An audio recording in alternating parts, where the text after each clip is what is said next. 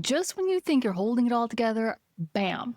One text, one comment, or one flashback to a moment you wish you could forget. And there you are, right back in the emotional blender. It's starting to feel like it's your very own holiday tradition.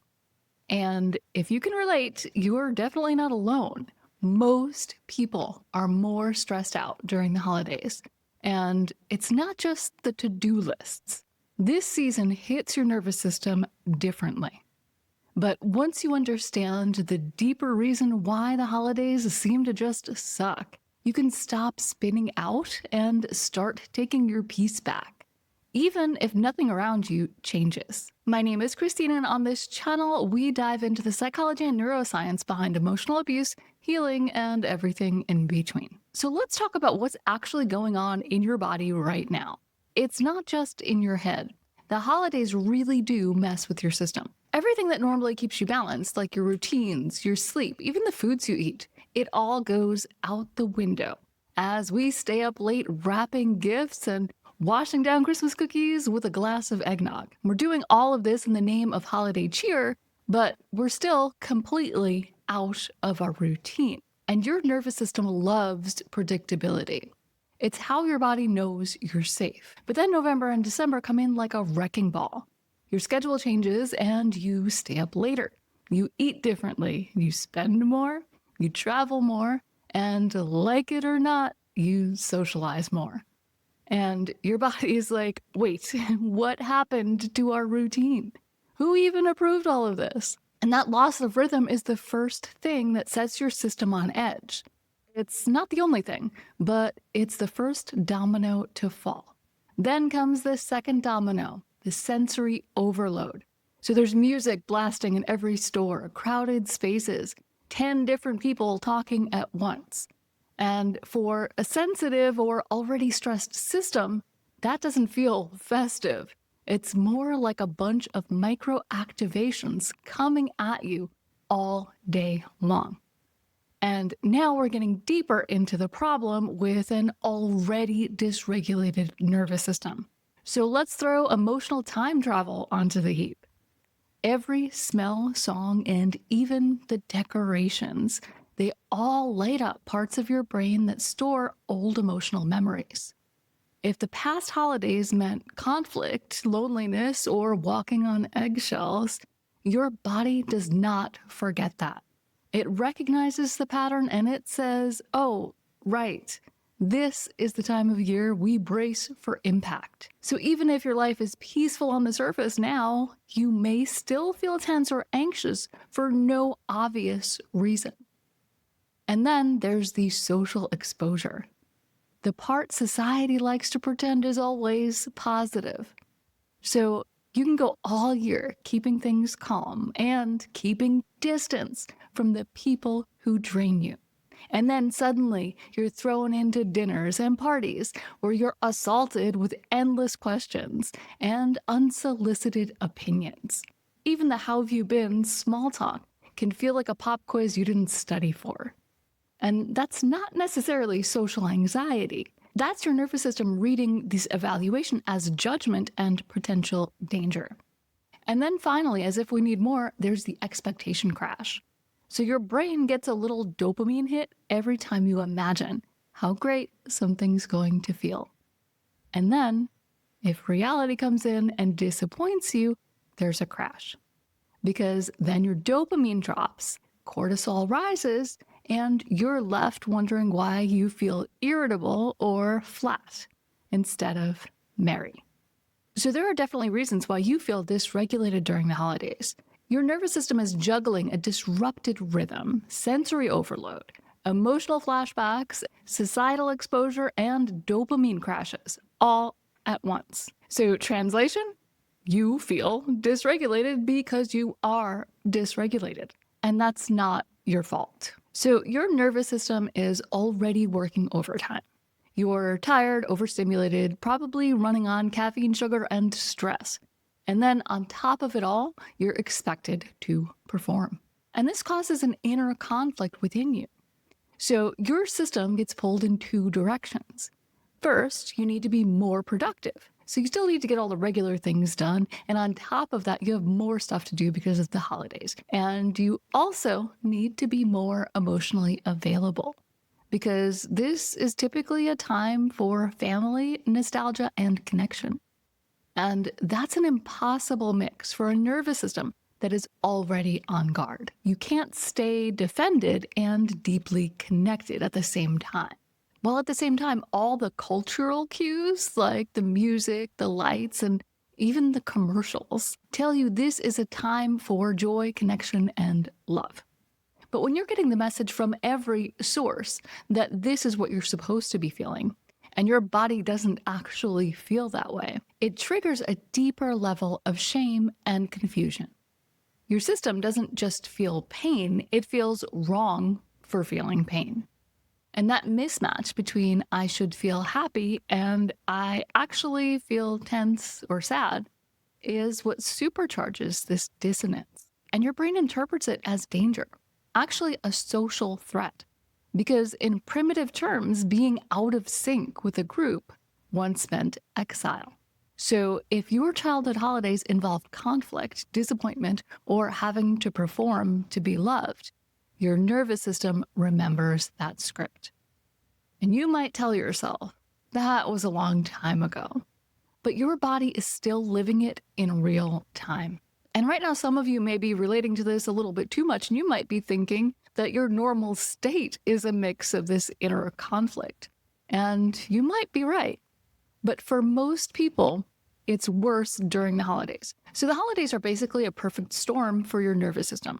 All the things that keep you grounded, like your rhythm, your quiet time, and your space, they all pretty much disappear.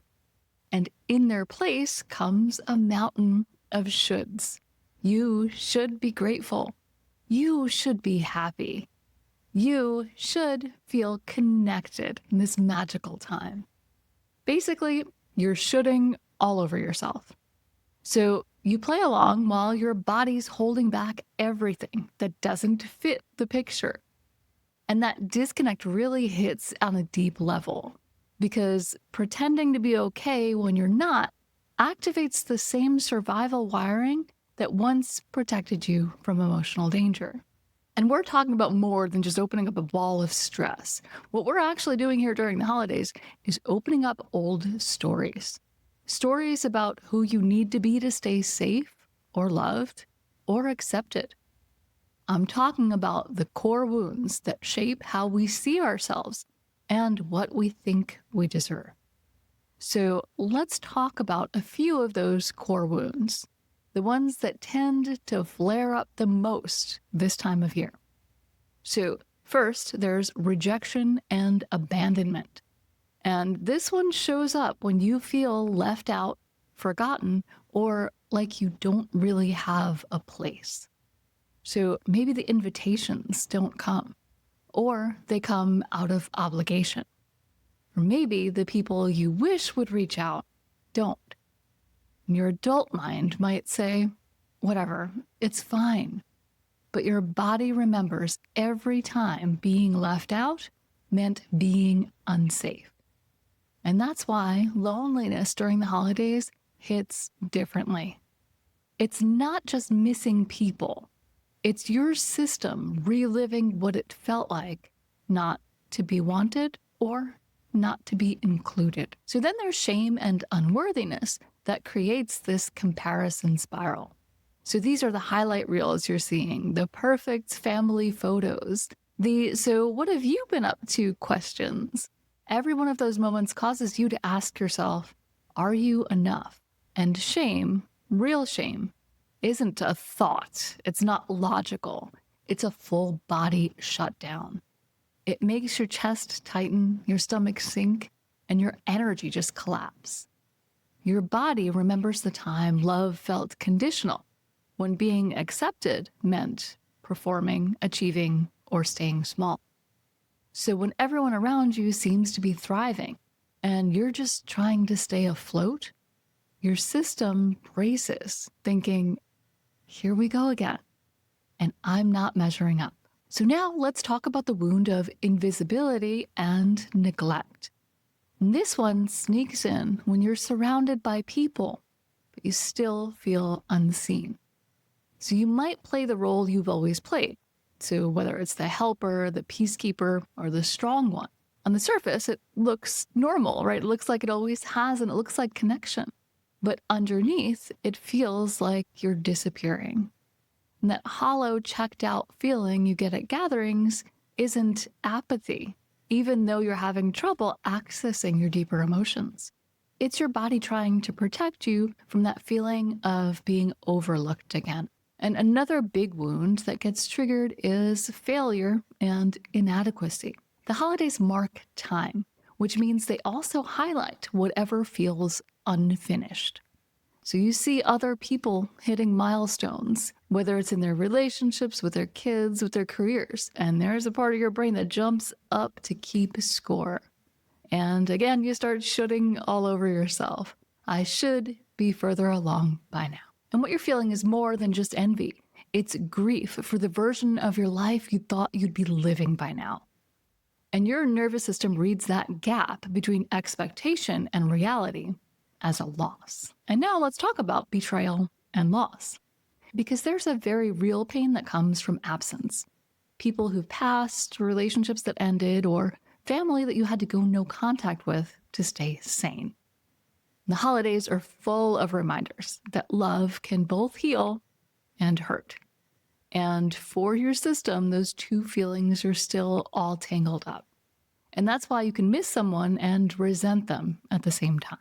It feels like emotional whiplash, but it's a nervous system trying to reconcile safety with longing. So there's absolutely nothing wrong with you for feeling extra sensitive this time of year.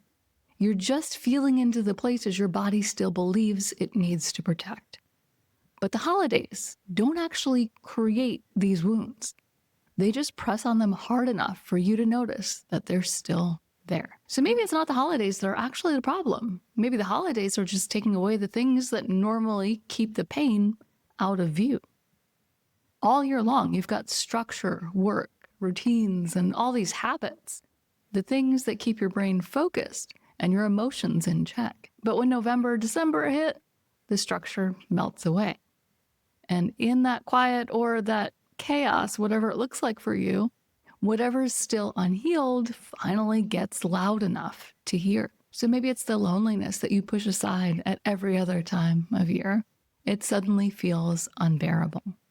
When everybody's talking about family, the grief you usually manage to keep tucked away comes rushing back the moment a song from your childhood plays. And the resentment you thought you'd outgrown sneaks back in when someone at the dinner table says something completely tone deaf. It's not that the holidays create pain. It's that they clear the stage so there's nowhere left for it to hide. You can't outrun it, and maybe you're not supposed to. Because what if that heaviness isn't there to punish you, but it's there to show you what's still waiting to be healed? So all of that pain, the anxiety, the grief, maybe they're not regressions. Maybe they're more like reminders. Reminders that point directly to the places your body's still holding on to unfinished business. So when it all feels like too much, instead of asking, what's wrong with me? Try asking, what's finally ready to be seen and healed? And that's a shift from avoidance to awareness. And this is where your peace begins. And you're not going to find this peace because something about the holidays get easier. You're going to find this peace because you stop fighting what the holidays bring up in you. So if the holidays have you spinning, here's what I want you to remember. It's not a setback. It's just data. Every moment you feel triggered, tense, or lonely, your nervous system is showing you exactly where the healing is still in progress. And you can't heal what you don't see. So when that wave of anxiety or sadness hits, instead of forcing yourself to get over it or get through it, try pausing and noticing it. Maybe even name it. Like, okay, there's that old fear again. There's that familiar pain. And the moment you stop fighting the feeling, your body gets the message. We're safe to feel this now. And that's how you start taking your peace back. not by trying to control the season or your family, but by staying connected to yourself in the middle of all of it. So, no, you don't have to love the holidays. You don't have to be merry or grateful or zen. You just have to be real, because real is what your body recognizes as safe. And if this season's bringing up more anxiety, grief, or pressure than you expected, you don't have to go through it alone. I'm running a special holiday coaching program designed to help you calm your nervous system in real time so you can move through the holidays feeling grounded, even if everyone else around you is chaotic. But the first session starts real soon. So if you're interested, you have to act fast. Click here to sign up. And in the meantime, click here to watch this next video that explains why you're not the narcissist in a way that will finally answer all of your doubts. I'll see you next time.